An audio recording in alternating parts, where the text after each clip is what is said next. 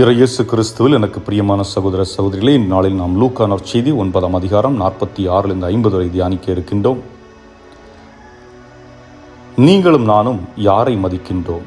யாரை முன்னிலைப்படுத்துகின்றோம்? ஒருவேளை ஒரு தாய் தந்தையர் பணம் அதிகமாக சம்பாதித்து வைத்திருந்தால் பிள்ளைகள் அவர்களை மதிப்பார்கள். இங்கே கேள்வி என்னவென்றால், அந்த மதிப்பு என்பது அந்த பெற்றோருக்கா அல்லது அவர் சம்பாதித்து வைத்திருக்கும் பணத்திற்கா என்றால், இன்று பல குடும்பங்களில் பிரச்சனைகள் என்னவென்றால் பணம்தான், சொத்து தான் பிரச்சனையாக இருக்கின்றது. அதேவேளை ஒரு பெற்றோர் சம்பாதிக்கவில்லை, குறைவான சம்பளம், அன்றாட வேலை தேவைக்கு மட்டுமே போதுமானதாக இருக்கிறது. இந்த நேரத்தில் அந்த பிள்ளைகள் மனநிலை எப்படி இருக்கும்? ஒரு சிலர் பெற்றோரை ஏற்றுக்கொள்வார்கள். ஓகே, நான் சம்பாதித்துக் கொள்ளுகின்றேன், பெற்றோர் அவர்கள் எனக்கு என்ன தேவை செய்து விட்டார்கள் என்று நன்றி உள்ளம் கொண்டவர்களாக இருப்பார்கள். ஆனால் பலர் ஏதோ ஏழை வீட்டில் பிறந்து விட்டோமே, பாவம் செய்து விட்டோம் என்று எண்ணுகின்றனர்.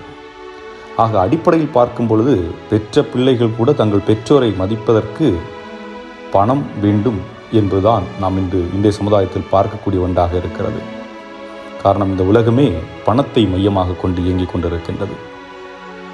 ஆனால் இன்றைய நற்செய்தி தியானிக்கும் பொழுது புரிந்த ஒன்று என்னவென்றால், இயேசுவின் சீடர்கள் தங்களில் யார் உயர்ந்தவர் என்று வாதாடி கொண்டிருக்கின்றார்கள். தங்களில் பெரியவர் என்று எண்ணுவது இதன் அடிப்படையில், யாரிடம் செல்வம் அதிகமாக இருக்கிறது, யாரிடம் அதிக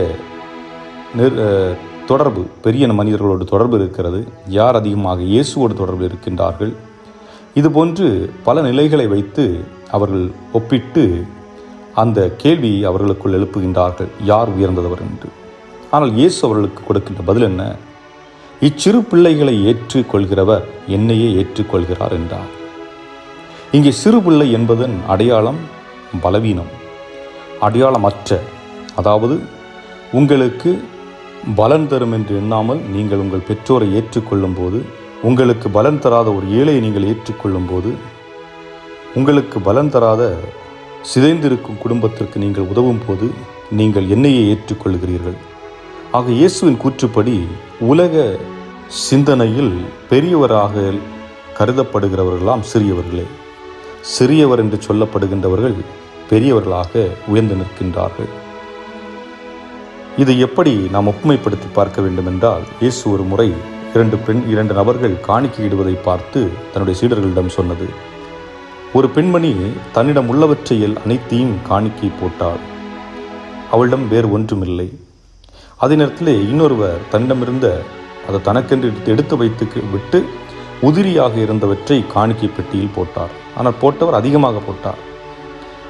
ஒருவர் தன்னிடம் இருந்த கொஞ்சம்தான் இருக்கிறது, அந்த கொஞ்சத்தையும் போட்டு விட்டார். என்னிடத்தில் அதிகமாக இருக்கிறது, அதில் நிறைய போட்டிருக்கிறார். அப்போ இவங்க ரெண்டு பேரில் யார் கடவுளுக்கு உகந்தவராக, கடவுளுக்கு ஏற்புடையவராக இருக்கிறார் என்றால், எவர் ஒருவர் தன்னிடம் உள்ளவற்றையெல்லாம் கடவுளிடத்தில் கொடுத்தாரோ அவர்தான். ஆக எந்த அளவு என்பது முக்கியமல்ல, நீங்கள் எந்த அளவிற்கு உங்களுடைய உள்ளத்திலிருந்து கடவுளுக்கு உங்களை கொடுக்கின்றீர்கள் என்பதுதான் இங்கு முக்கியமாக பார்க்கப்படுகின்றது. அன்புக்குரியவர்களே, சிந்தித்து பார்ப்போம். நீங்களும் நானும் எப்படி வாழ்கின்றோம்? எதை மதிக்கின்றோம்? மனிதனையா, பணத்தையா, பதவியா? எதை நான் மதிக்கின்றேன்?